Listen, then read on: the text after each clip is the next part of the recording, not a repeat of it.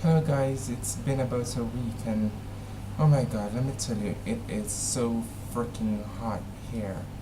Like so hot.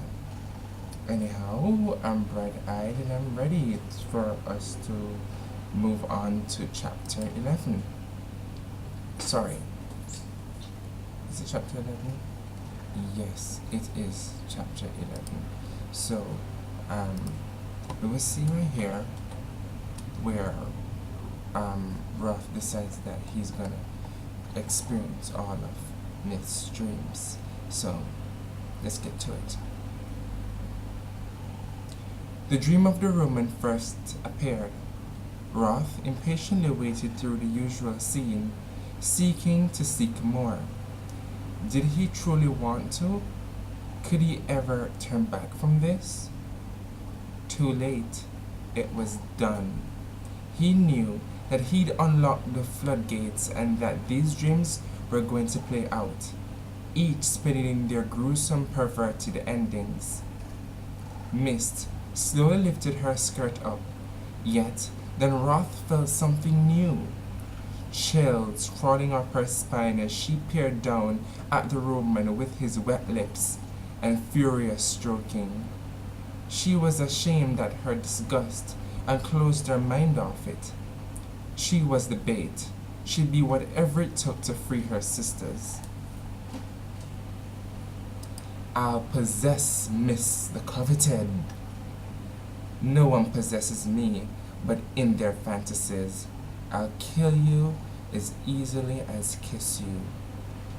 The Roman sought to make her his plaything, just as he had with Daniela for these past 6 months. Suddenly, Miss glanced up and Roth saw through her eyes. Lucia and Daniela in her covered arms, the girl's body limp and burned over most of her icy skin. Daniela had been tortured, Mist realized, by this animal at her feet, by this very touch. The familiar rage erupted within her. Control it, just a moment longer. And I'll be yours, only yours, she somehow purred. When Lucia signaled, Mist nodded, extracting her foot, his lips producing a loud sucking sound that made her cringe. She tapped the man's bulbous nose with her big toe. In a tone dripping with sexuality, she said, "You probably won't live through what I'm about to do to you." Her voice had gone to a breathy whisper, belaying the words and confusing the man. "But if you survive, learn and tell others that you should never," a tap to the nose, "ever," tap, "harm a Valkyrie." Then she punted him across the room. Another scene began, the one with the raiding party, the one he'd always dreaded seeing the most. The men were nearing. He could hear her, feigning heavy breathing, a stumble, all part of the game. One tackled her hard into the snow. The others, they pinned her arms. She was pretending fear, weakly struggling, while others, they cheered. A burly Viking knelt between her legs, and he told her, "I hope you live longer than the last one did. Nahaha." Lightning streaked behind the man's head, and the wind seemed to follow it. A few looked around, uneasy with nervous laughter. The last one's name were Agate and her daughter Karen, Miss informed him. Karen was so young, simple in the mind, had for some reason immediately recognized Miss for what she was. Swan Maiden, the girl had whispered, uttering one of the Valkyrie's most beautiful names. Both the careless mother and her innocent daughter had been killed. smothered under the weight of these men as they brutalized them.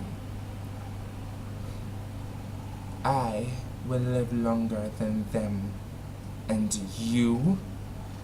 A change came over her, like a bloodlust. Thoughts turned feral. The rage.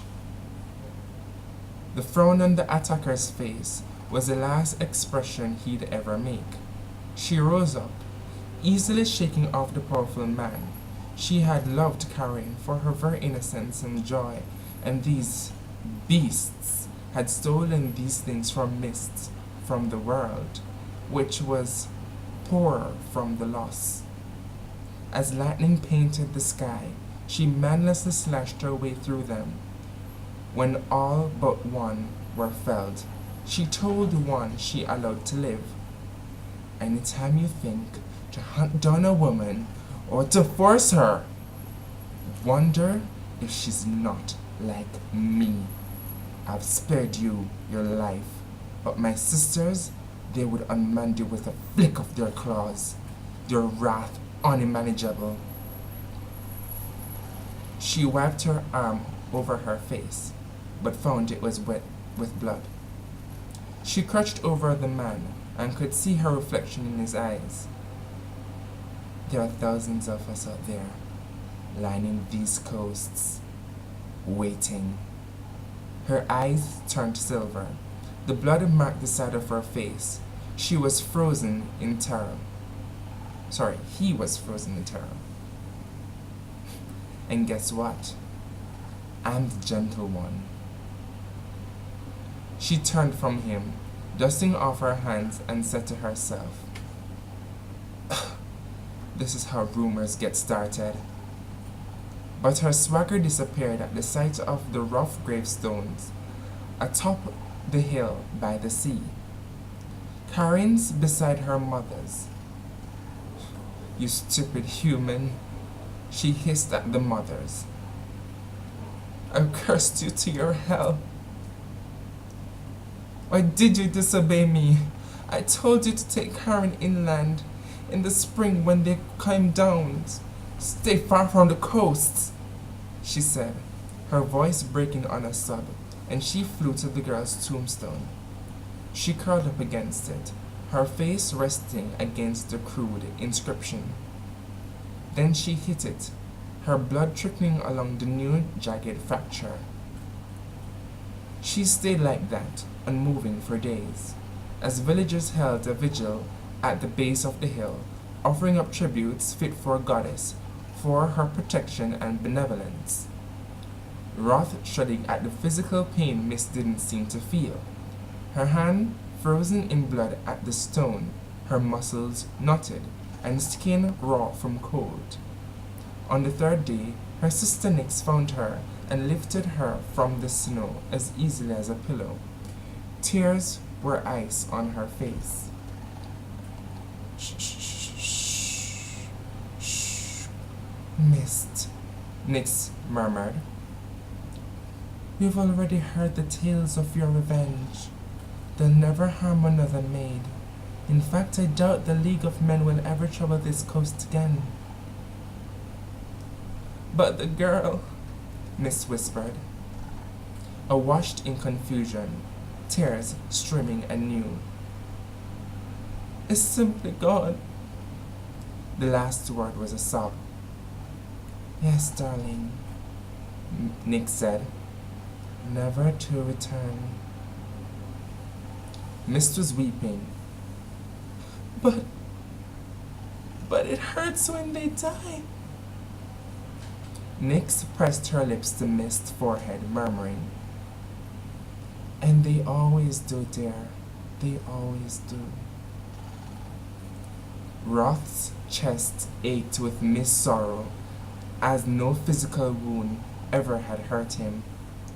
She'd run from the men because the ones who could chase a helpless maiden were the ones who would die. Roth wanted to stay with that memory, to make sure she recovered from this hellish pain. But another familiar dream began. Snow was outside, packed so high it covered half of the window, the meeting around the hearth. Teach her to be all that was good and honorable about the Valkyries. Miss closed her eyes again. A memory. The one he'd struggled to see. That she could never ease, never alleviate. She remembered she vowed again that she would be worthy. She was in the middle of her first field of battle. There was a chooser of the slain.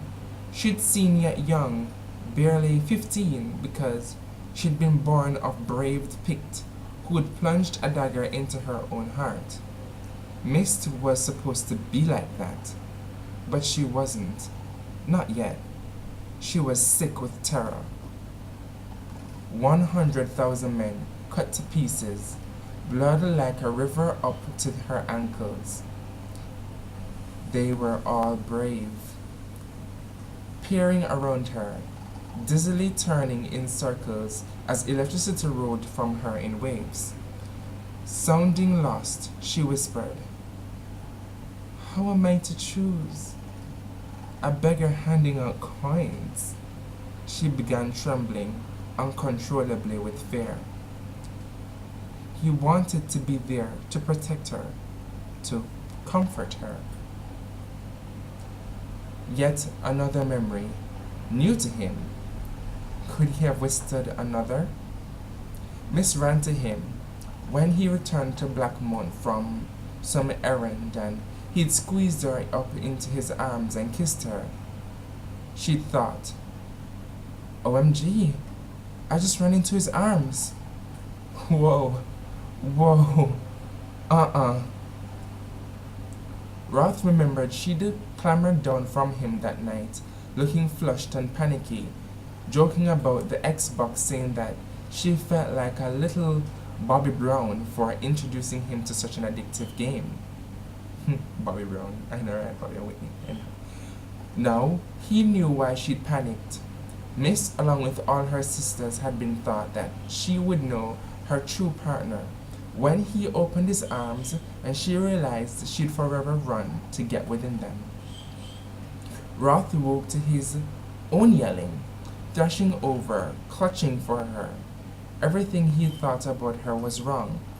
His chest hurt with the loss and anguish she'd experienced. "You're free, Mist." The bed was empty. He shot to his feet, scanning the room, finding a bloody note on the table by the bed under the cross. A heart for a heart. Dread settled over him, numbing his mind, even as panic was sharp, stabbing at his body like a blade. He half staggered, half traced into his study, eyes falling for the safe wall. To his horror, he saw no safe, but as he neared, growing more sickened, he found blood on the stone that had housed it, clawing away in a frenzy. She dug through it to get to her chain, to get to her freedom. Wroth, he fell to his knees. Head bowed as a guttural sound, pain erupted from his chest. At the first opportunity, he'd offered her torture, only to follow it up by stealing her freedom away from her. And then, a heart for a heart. She'd made his heart beat. Had he broken hers? He'd lost her, and he deserved to. That's the end of chapter 11. Next time for chapter 12, please remember to subscribe and like and leave your comments as you wish. Alright, till next time. Bye-bye.